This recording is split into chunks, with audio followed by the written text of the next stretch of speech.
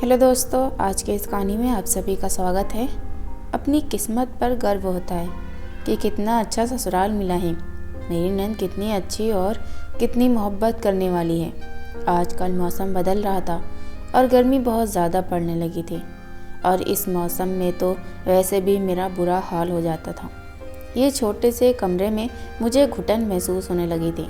काफ़ी देर तक मैं कमरे में ही यहाँ से वहाँ टहलने लगी, लेकिन जब मेरे दिल को सुकून नहीं मिला तो मैंने सोचा कि कुछ देर नंद से ही बातें कर लेती हूँ, शायद मेरा दिल बहल जाए। यही सोचकर मैं कमरे से निकली, लेकिन ननंद तो बाहर कहीं भी नहीं थी। कमरे में देखा तो वो कमरे में भी नहीं थी। ज़रूर वो अपने पापा के कमरे में होंगी। यही सोचकर कि चलो आज नंद और ससुर जी दोनों के साथ बैठकर टाइम पास कर लेती हूँ। मैं कमरे में दाखिल हो गई, लेकिन अंदर जो देखा तो मेरे रोंगटे खड़े हो गए थे। मेरे ससुर को कुछ बीमारियां थीं और उनकी दवा वगैरह का ध्यान रखना भी अनीता की जिम्मेदारी थी और अनीता ने टाइम से दवा देना कभी भी नहीं भूलती थी।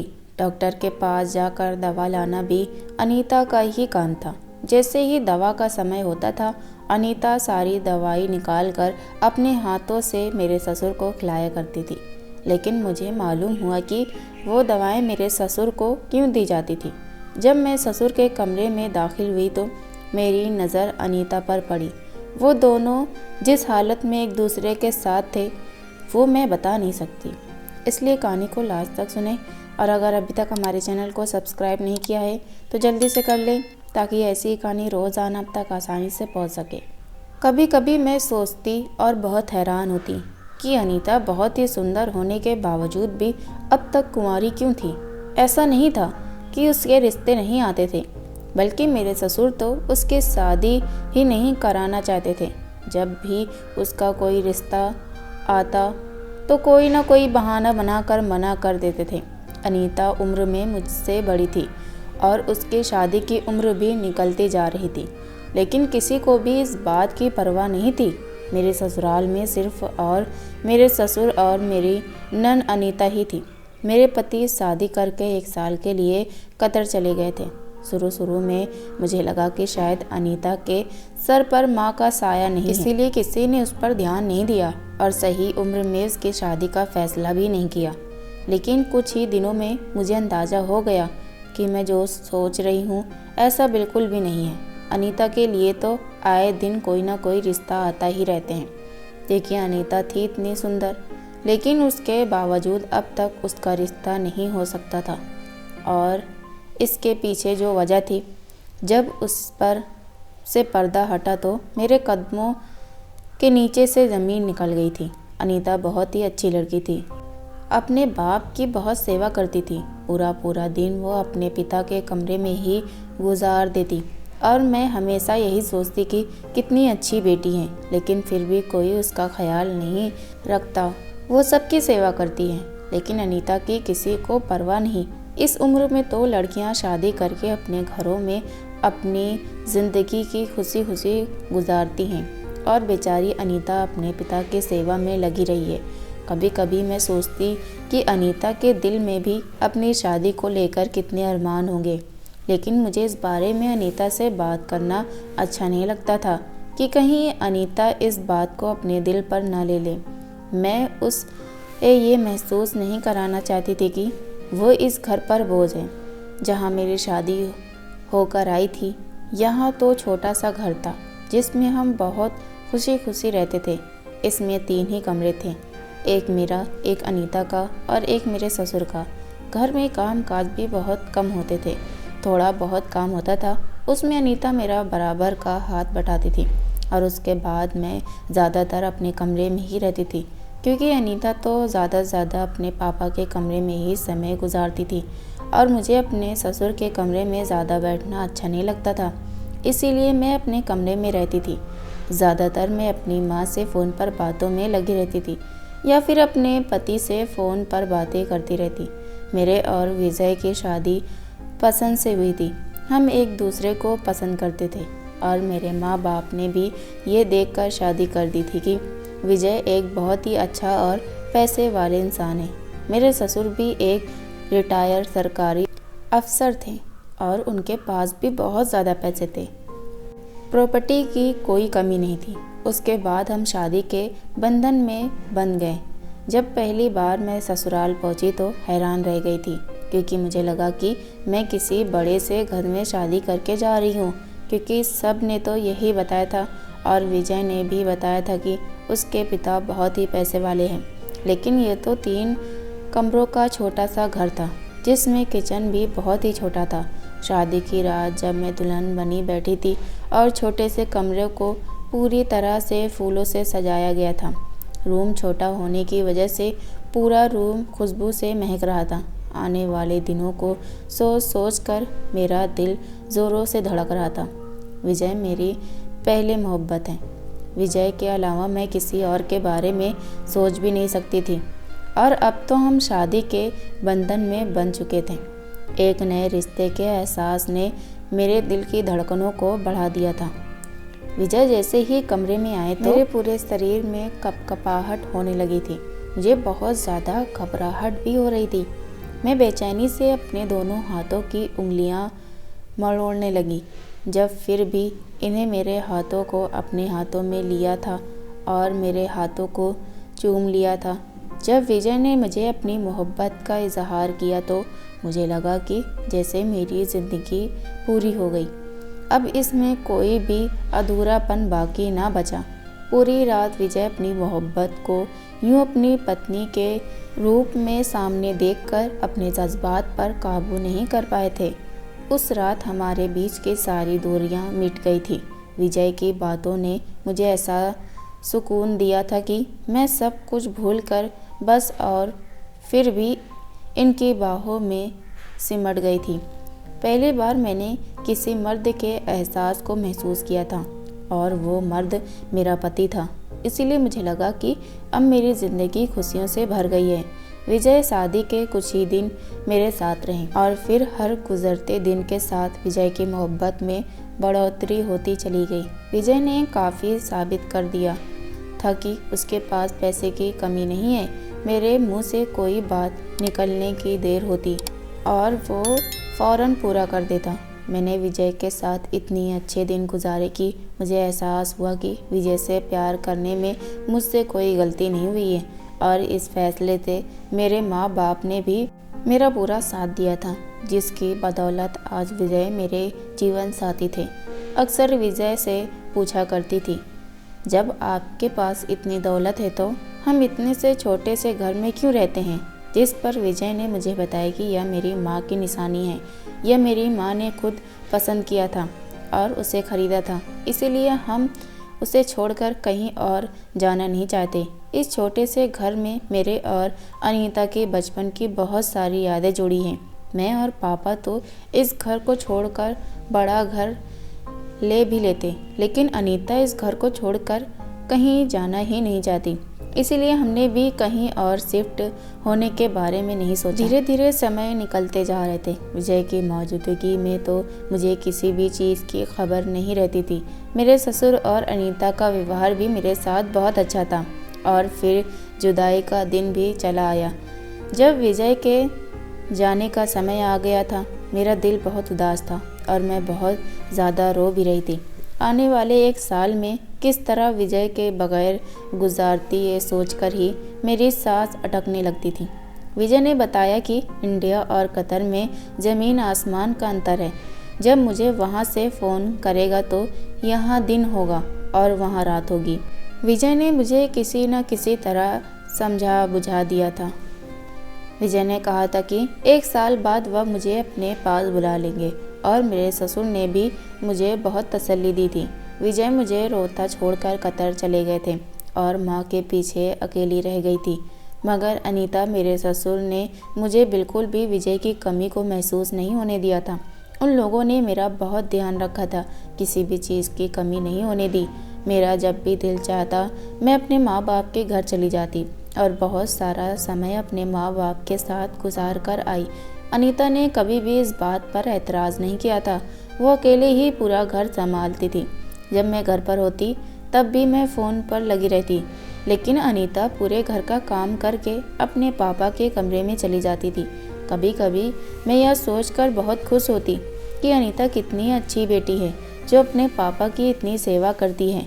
मेरे ससुर ने भी अपने बच्चों की परवरिश बहुत ही अच्छे से की है, लेकिन मैं तो इस बात से अनजान थी कि मेरे ससुर के बंद कमरे के अंदर क्या होता है। कभी कभी जो दिखाई देता है वो हरगिज़ नहीं होता, और जब मैंने अपनी आंखों से सारी हकीकत देखी थी तो मेरे रोंगटे खड़े हो गए थे। ये तो मेरे दिलो दिमाग में भी नहीं आया था कि ऐसा भी हो सकता है। मैंने अपनी शादी के अगले ही दिन से देखा था कि मेरी ननंद अनीता के लिए कई रिश्ते आए थे। मेरी शादी में भी जो मेहमान आए थे उनमें से भी कई लोगों ने मेरी ननंद अनीता को अपने बेटे, भाई या फिर भांजे के लिए पसंद कर लिया था। लेकिन ये बात हैरान कर देने वाली थी कि मेरे ससुर किसी भी रिश्ते पर राज़ी नहीं होते थे। मेरी ननंद तो उम्र में मुझसे बड़ी थी, लेकिन फिर भी उसकी शादी मेरे ससुर नहीं कर रहे थे। कभी कभी मैं सोचती चचेरे भाई के लिए ही अनीता का रिश्ता मांग लूँ, मगर मेरी माँ ने यह कहकर मुझे रोक दिया कि अदले बदले की शादी करना बिल्कुल ठीक नहीं। और जब मैंने भी बातों बातों में बात का जिक्र विजय से किया तो विजय ने भी मना कर दिया कि हम अभी अनीता की शादी नहीं करना चाहते। ये बात मेरी समझ से बिल्कुल बाहर थी। फिर अनीता की शादी कब होगी? विजय ने मुझे कहा तो तुम पीछे क्यों पड़ गई हो? अनीता अपनी ज़िंदगी में बहुत खुश है। वह दिल रख कर पापा की सेवा करती है, उसे और कुछ नहीं चाहिए। मैंने विजय से कहा कि इसका यह तो मतलब नहीं कि हम अनीता की शादी ही ना करें। अगर बात पापा जी की सेवा करने की है तो वो तो मैं भी कर सकती हूँ, लेकिन हर लड़की की तरह अनीता के भी कुछ जज्बात होंगे। यही एक बात थी जिस पर मेरा और विजय का झगड़ा हो जाया करता था। लेकिन जब बात ज़्यादा बढ़ने लगती थी तो फिर मैं खामोश हो गई थी। मैंने नोट किया था कि जैसे अनीता ये चाहती थी कि मैं ज़्यादातर अपने कमरे में ही रहूं, क्योंकि अनीता मुझे कोई मौका ही नहीं देती थी कि मैं कमरे से बाहर निकलूं। कभी कभी वो दोपहर का खाना भी मेरे कमरे में ही दे देती थी। मेरे उठने से पहले ही पूरे घर का काम संभाल लेती थी और फिर उसके बाद अपने पापा के कमरे में जाकर बैठ जाती थी। अब मैं बाहर निकलते तो किससे बोलती, किससे बातें करती, इसीलिए कमरे में ही बंद रहती थी। कभी कभी अपनी किस्मत पर गर्व होता है कि इतना अच्छा ससुराल मिला है। मेरी ननंद कितनी अच्छी और कितनी मोहब्बत करने वाली है। आजकल मौसम बदल रहा था और गर्मी बहुत ज़्यादा पड़ने लगी थी, और इस मौसम में तो वैसे भी मेरा बुरा हाल हो जाता था। ये छोटे से कमरे में मुझे घुटन महसूस होने लगी थी। काफ़ी देर तक मैं कमरे में ही यहाँ से वहाँ टहलने लगी, लेकिन जब मेरे दिल को सुकून नहीं मिला तो मैंने सोचा कि कुछ देर अनीता से ही बातें कर लेती हूँ, शायद मेरे दिल बहल जाए। यही सोचकर मैं कमरे से निकली, लेकिन अनीता तो बाहर कहीं भी नहीं थी। कमरे में देखा, वो अपने कमरे में भी नहीं थी। ज़रूर वो अपने पापा के कमरे में होंगी। यही सोचकर मैं चली गई। आज अनीता और पापा जी दोनों के साथ बैठकर टाइम पास कर लेती हूँ। मैं कमरे में दाखिल हो गई, लेकिन अंदर जो देखा तो मेरे रोंगटे खड़े हो गए थे। मेरे ससुर को कुछ बीमारियाँ थीं और उनकी दवा वगैरह का ध्यान रखना भी अनीता की जिम्मेदारी थी, और अनीता ने टाइम से दवा देना कभी भी नहीं भूलती थी। डॉक्टर के पास जाकर दवा लाना भी अनीता की ही काम था। जैसे ही दवा का समय होता था, अनीता सारी दवाइयाँ निकाल कर अपने हाथों से मेरे ससुर को खिलाया करती थी। लेकिन मुझे मालूम हुआ कि वो दवाइयाँ मेरे ससुर को क्यों दी जाती हैं। जब मैं ससुर के कमरे में दाखिल हुई तो मेरी नज़र अनीता पर पड़ी। वो एक अजनबी लड़के के साथ सोफे पर बैठी थी, और वो दोनों जिस हालत में एक दूसरे के साथ थे वो मैं बता नहीं सकती। जबकि मेरे ससुर तो पूरी तरह बेहोश थे और अपने बिस्तर पर बैठे हुए थे। अनीता और वो लड़का सोफे पर बैठे एक दूसरे को देखे जा रहे थे। उन दोनों को इस हालत में देखकर मैं अनीता का नाम लेकर ज़ोर से चिल्लाई थी। मैंने इतने ज़ोर से चिल्लाने पर भी मेरे ससुर टस से मस नहीं हुए थे। अनीता ने फ़ौरन ही आगे बढ़कर मेरे मुंह पर अपना हाथ रख दिया था। जो कोई भी था, वो लड़का मेरे लिए बिल्कुल अजनबी था। इतनी देर में वह लड़का कमरे से जा चुका था। अनीता मुझे खींचती हुई मेरे कमरे में ले आई थी और अपने पापा के कमरे का दरवाज़ा बंद कर दिया था। मैं अपनी जगह हैरानी से खड़ी थी। यह सब क्या हो रहा है? अनीता ने मुझे बेड पर बिठाया और खुद मेरे बराबर बैठ गई और फिर रोने लगी। बोली, भाभी आप ये बात किसी को ना बताइएगा। मैंने अनीता से कहा कि ये सब तुम क्या कर रही हो अनीता? अनीता कहने लगी कि मैं आपको एक एक बात बता दूंगी, कोई भी बात नहीं छुपाऊंगी, लेकिन बस आप मुझे वादा करें किसी बात का जिक्र आप भाई से नहीं करेंगे। अनीता के चेहरे पर उस समय ऐसी बेबसी थी कि मैं उसे मना नहीं कर सकी और मैंने वादा कर लिया कि मैं तुम्हारे भाई को कुछ नहीं बताऊंगी। फिर अनीता ने मुझे सारी सच्चाई बता दी।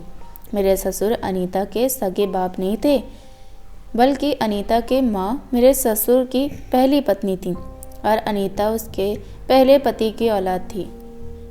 अनीता की माँ एक बहुत ही अमीर औरत थी और वह बहुत सारी औलाद के साथ एक ससुर से शादी कर बैठी थी, क्योंकि अनीता की माँ को मेरे ससुर से मोहब्बत हो गई थी। अनीता के बाप की मौत और अनीता के बचपन में ही हो गई थी और मेरे ससुर ने भी अनीता की माँ से यह देखकर शादी कर ली थी कि वह बहुत ही मालदार औरत है, इसके साथ शादी करके ज़िंदगी बहुत ही ऐश के साथ कटेगी। और अनीता की माँ की प्रॉपर्टी के खातिर मेरे ससुर ने अनीता की माँ को अपने प्यार के जाल में फंसा लिया था। मेरे ससुर खुद भी एक सरकारी अफसर थे, लेकिन उनकी नौकरी बहुत ज़्यादा अच्छी नहीं थी, जबकि अनीता की माँ के पास तो करोड़ों रुपए की प्रॉपर्टी थी। विजय अनीता का सौतेला भाई है, मेरे ससुर की पहली पत्नी का बेटा। जब मेरे ससुर की पहली पत्नी की मौत हो गई थी और जब उनकी मुलाकात अनीता की माँ से हुई तो उन्होंने अनीता की माँ को अपने प्यार के जाल में फंसाकर उनसे शादी कर ली थी। शादी के बाद वह अनीता की माँ को बहुत ध्यान रखते थे, यहाँ तक कि अनीता की माँ अपनी बेटी अनीता तक को भूल गई थी। मेरे ससुर ने जानबूझकर अनीता को उसकी माँ से दूर कर दिया था ताकि अनीता अपनी माँ के करीब न जा सके और वो अपने प्लान में कामयाब हो जाए। धीरे धीरे अनीता को भी अपनी माँ से नफरत हो गई थी और वो खुद भी उनके पास जाना पसंद नहीं करती थी। कभी कभी जब अनीता की माँ अनीता के पास आती थी तब उनसे बात भी नहीं करती थी। विजय अनीता से उम्र में बड़ा था, लेकिन उसका व्यवहार भी अनीता के साथ ठीक नहीं था। उसके साथ बुरा व्यवहार करता था, कभी कभी तो उस पर हाथ भी उठा देता था। धीरे धीरे अनीता दिमाग की मरीज बनती जा रही थी और उस वक्त तो अनीता पर पहाड़ टूट पड़ा। जब अनीता की हट्टी कट्टी माँ अचानक ही बिस्तर से लग गई थी और डॉक्टर ने बताया कि उसके शरीर में बहुत ज़्यादा कमज़ोरी आ चुकी है। दरअसल अनीता की माँ को धीरे धीरे सिलो जहर दिया गया था। अनीता को पूरा यकीन था कि ये काम किसका है, लेकिन वह कुछ कर नहीं सकती थी, वो लाचार थी। अनीता अपनी माँ की हालत को देखकर टूट गई थी। भले ही वह अपनी माँ से नफरत करती थी, लेकिन इस दुनिया में उसकी माँ ही उसका अपना एक सगा रिश्ता बचा था। बाकी तो अब नाम के रिश्ते थे और पैसे के लालची अनीता की माँ बिस्तर से ऐसी लगी कि दोबारा ना उठी। जब अनीता की माँ आखिरी समय आया तो अनीता हर समय उनके साथ रहने लगी थी। उस समय भी मेरे ससुर ने पूरी कोशिश की थी कि अनीता से दूरी रहे, लेकिन अनीता भी अब जिद में आ गई थी और उसने अपनी माँ का साथ नहीं छोड़ा। अनीता के दिमाग में ये बात बैठ गई थी कि मेरे सौतेले बाप ही मेरे माँ की मौत का जिम्मेदार है। अनीता की अच्छी भले माँ कुछ ही महीनों में अनीता की आंखों के सामने दम तोड़ गई और फिर वह अपने सौतेले बाप के रहमो करम पर रह गई। अनीता का सौतेला बाप ये सोचकर खुश हो गया कि अब सारी प्रॉपर्टी का अकेला मालिक है, लेकिन उस वक्त उसके सर पर आसमान गिर पड़ा जब उसको पता चला कि अनीता की माँ मरने से पहले सारी प्रॉपर्टी अपनी बेटी के नाम पर कर गई हैं, लेकिन ये सारी अनीता की शादी होने के बाद ही उसके नाम पर आती। इससे पहले की प्रॉपर्टी पूरे हक मेरे ससुर का था। शायद इसीलिए मेरे ससुर अनीता की शादी नहीं करना चाहते थे, क्योंकि शादी के बाद सारी प्रॉपर्टी उसके हाथ से निकल जाती। अनीता बोली कि मुझे प्रॉपर्टी का लालच नहीं था, बस मेरी माँ के मरने का गम मेरे दिल में बैठ गया था।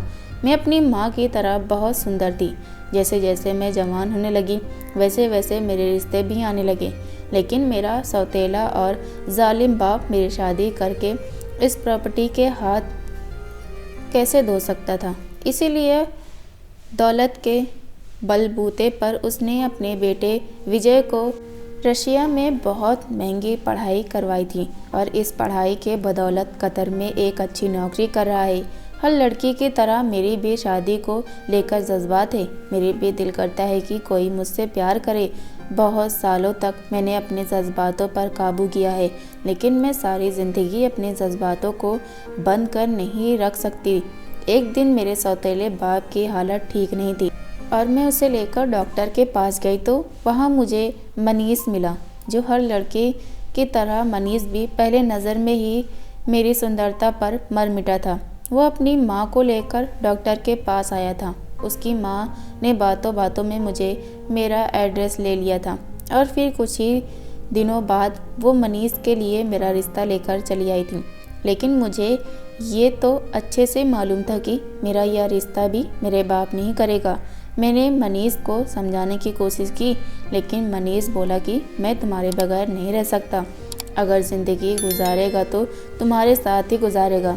धीरे धीरे मेरी और मनीष के फ़ोन पर बातचीत होने लगी थी और जब मैंने मनीष को सारी सच्चाई बताई तो उसने इसका यही हल निकाला कि हम दोनों चोरी छुपे शादी कर लेंगे और सही समय आने पर इस बात को सामने लाएंगे।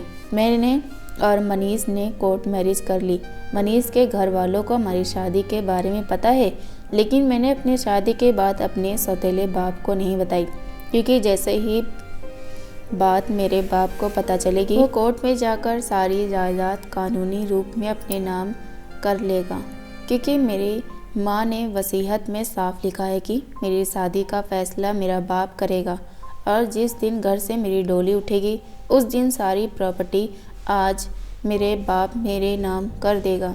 और मैं अच्छी तरह से जानती हूँ कि मेरा सौतेला बाप कभी भी मेरी शादी नहीं होने देगा। मुझे प्रॉपर्टी का कोई लालच नहीं है। मैं चाहूँ तो ये सब कुछ छोड़कर मनीष के साथ एक अपनी अलग दुनिया बसा सकती हूँ, क्योंकि मनीष के पास भी पैसे की कोई कमी नहीं है। लेकिन जिस दौलत के खातिर मेरे सौतेले बाप ने मेरी माँ की जान ले ली, मैं उसको अपने बाप के पास हरगिज़ नहीं रहने दूंगी। और फिर मैं इस डॉक्टर से मिली, जिस डॉक्टर की लिखी दवाइयाँ मेरे बाप मेरी माँ को खिलाया करता था। मैंने भी उस डॉक्टर को कुछ पैसे देकर वो दवाइयाँ लिखवा ली और ये वही दवाइयाँ मैं अपने सौतेले बाप को देती हूँ। ये दवाइयाँ इंसान को बेहोश कर देती है, लेकिन अंदर ही अंदर उसके शरीर को कमज़ोर भी कर देती है। मैं आपको कमरे से बाहर नहीं आने देना चाहती थी, क्योंकि मनीष कभी भी मुझे मिलने चला आता था। मनीष बहुत ही अच्छा इंसान है। वह मुझे बहुत प्यार करता है। उसने मुझे 1000 बार कहा कि सारी दौलत छोड़कर मेरे साथ चलो, लेकिन मैं अपनी माँ का बदला अपने सौतेले बाप से लेना चाहती हूँ। जिस तरह मेरे सौतेले बाप ने मेरी माँ को अंदर से इतना कमज़ोर कर दिया था कि वह बिस्तर से नहीं उठ पा रही थी। अब इस स्टेज पर मेरा सौतेला बाप भी आ गया है। मेरे सौतेले बाप का आखिरी समय है। वह किसी भी समय से दुनिया से जा सकता है। दवाओं के असर से जब मेरा बाप गहरी नींद में चला जाता है तो मैं मनीष को अपने बाप के कमरे में ही बुला लेती हूँ। हम एक दूसरे के साथ बहुत अच्छा समय बिताते हैं। मैंने मनीष को अपने कमरे में इसलिए नहीं बुलाती थी क्योंकि मुझे डर था कि मेरे कमरे में कहीं आप ना आ जाएं। इसलिए अपने बाप के कमरे में ही मनीष को बुलाती थी, क्योंकि मुझे पता था कि अपने ससुर के कमरे में आप इतनी जल्दी नहीं आ सकती। बस कुछ ही दिनों में मेरा मरीज जालिम बाप इस दुनिया से चला जाएगा। फिर आप खुद मुझे मनीष के साथ शादी करके विदा कर देंगी और फिर भी विजय भाई भी आपको अपने साथ ले जाएंगे, क्योंकि शायद आपको ना पता हो, लेकिन मेरे सौतेले बाप का फैसला है कि जब तक मैं जिंदा हूँ तुम अपनी पत्नी को अपने साथ कतल नहीं ले जा सकते। विजय भाई ने तो आपसे झूठ बोला है कि 1 साल बाद वह आपको यहाँ से ले जाएंगे, लेकिन ऐसा नहीं होगा। जब तक मेरा ये सौतेला बाप जिंदा है वह आपको यहाँ से नहीं जाने देगा। लेकिन इसके मरते ही मैं भी अपनी दुनिया में खुश हूँ। विजय भाई भी आपको यहाँ से ले जाएंगे और आप भी अपनी दुनिया में खुश। अनीता की बातों पर मैं आंखें फाड़े अनीता को देख रही थी। इतनी सेवा करने वाली बेटी का यह रूप। मैं तो समझती थी कि वो अपने बाप की सेवा करती है, लेकिन वह तो अपने बाप की जान लेने के पीछे पड़ी थी। विजय के झूठ पर भी मुझे बहुत दुख हुआ था। इतने सफाई से उसने मुझे झूठ बोला था कि सिर्फ 1 साल की बात है, हम फिर दोनों साथ रहेंगे। लेकिन कहीं ना कहीं मुझे इस बात का एहसास था कि शायद विजय अपने पापा को अकेला नहीं छोड़ना चाहते हैं, इसीलिए मुझे साथ लेकर नहीं जाना चाहते थे। अनीता को भी मैं यहाँ पर गलत नहीं ठहरा सकती, क्योंकि अनीता को यहाँ तक लाने का जिम्मेदार मेरे ससुर ही थे। मैं खुद हूँ इस बात की गवाह थी। न जाने कितनी अच्छे रिश्तों को मेरे ससुर ने मना कर दिया था। वो नहीं चाहते थे कि अनीता शादी करके अपनी ज़िंदगी में खुश रहे और सारी दौलत मेरे ससुर के हाथ से निकल जाए। मुझे अनीता का यह फैसला भी अच्छा लगा था कि उसने मनीष के साथ नाजायज़ संबंध बनाने से अच्छा उसके साथ शादी की थी और एक पति पत्नी का रिश्ता स्थापित किया था। अनीता मेरी तरफ उदासी भरी नज़रों से देखकर बोली, भाभी प्लीज़ आप चुप रहें, जैसा हो रहा है होने दे। काफ़ी देर सोच विचार करने के बाद मुझे अनीता पर ही तरस आया। भले ही वह गलत कर रही थी, लेकिन उसने यह सब करने पर मजबूर किया गया था। उसके अंदर इतनी नफ़रत भर दी गई थी कि उसे अब अपने बाप से इंसानियत के नाते भी तरस नहीं आता था। तभी मेरे मोबाइल पर विजय का फ़ोन आने लगा। मैंने अनीता से कहा, तुम जो अपने बीमार बाप की सेवा करो, मैं अपने पति से कुछ बात कर लूँ। मेरे हाव भाव देखकर अनीता समझ गई थी कि मैं अनीता के साथ दूंगी। मैं विजय से बातों में लग गई और अनीता कमरे बंद करके जा चुकी थी। मैं इधर उधर की बातें विजय से की। विजय को बिल्कुल भी शक नहीं होने दिया था कि मेरे दिमाग में क्या क्या आंधी चल रही है। 1 महीने बाद ही मेरे ससुर भगवान को प्यारे होंगे और फिर उसके 15 ही दिन मैं अपनी प्यारी सी नंद अनीता को दुल्हन बनाकर मनीष के साथ विदा कर दिया था। मेरे पति ने भी मेरे पासपोर्ट और वीज़ा बनाने की तैयारी शुरू कर दी थी। कुछ ही दिनों बाद मुझे अपने पति के पास कतर चले जाना था। विजय तो अपने बाप को आखिरी बार देखने भी नहीं आए थे। हो सकता है बचपन से ही विजय के माँ ने यह गुस्सा भरा हो कि मेरे पापा ने अनीता की माँ से दूसरी शादी क्यों की और मेरे लिए सौतेली माँ लेकर क्यों आए। कभी कभी तो मेरे दिल में ख्याल आता है कि मेरे ससुर अगर दौलत के लालच में मेरी सास को ना मारते तो शायद उनकी ज़िंदगी भी बहुत ज़्यादा खुशहाल होती, क्योंकि जितनी अच्छी व्यवहार मेरी ननद अनीता थी, मैंने सुना था कि उससे भी कहीं अच्छी व्यवहार की अनीता की माँ थी। दौलत और मेरे ससुर ने सब रिश्तों को दांव पर लगा दिया था। उनके आखिरी समय में उनके बेटे ने भी उनका मुंह देखना ज़रूरी नहीं समझा था। मेरे अनीता और मनीष इस राज को जानते थे, जो अब पूरी ज़िंदगी हमारे दिलों में दफन हो जाना था। मनीष सच में बहुत अच्छा लड़का था और उसने अनीता की ज़िंदगी को खुशियों से भर दिया था। मैं कतर चली गई थी, लेकिन अनीता रोज़ फ़ोन करके मेरा हाल चाल ज़रूर लेती थी। विजय ने भी कभी जानने की कोशिश ही न थी कि उसके बाप को क्या हुआ था, और शायद ये मेरे ससुर की उसे परवरिश का नतीजा था, जो उन्होंने एक अनाथ बच्ची के हक को मारकर अपने बेटे की थी। अनीता को खुशियों से दूर रखकर विजय को ज़िंदगी की सारी खुशियाँ देनी चाहती थी, और भगवान इसका ये फैसला दिया कि उनके बेटे के दिल से उनकी मोहब्बत ख़त्म कर दी थी। मैंने अपने दिल में सोच लिया था कि मैं कभी भी अपने बच्चों को दूसरों का हक मार कर नहीं खिलाऊंगी, हमेशा हक की कमाई ही खिलाऊंगी, जिससे कि मेरे बच्चों के दिल में रिश्तों की अहमियत और भगवान का डर बना रहे। दोस्तों, आपको हमारी कहानी कैसे लगी कमेंट में ज़रूर बताएं। कहानी पसंद आई तो वीडियो को लाइक और शेयर करें। चैनल पर नए हो तो चैनल को सब्सक्राइब करें और हाँ, नोटिफिकेशन बेल को ज़रूर दबाएं ताकि आने वाली अगली अपडेट सबसे पहले आपको मिले। धन्यवाद।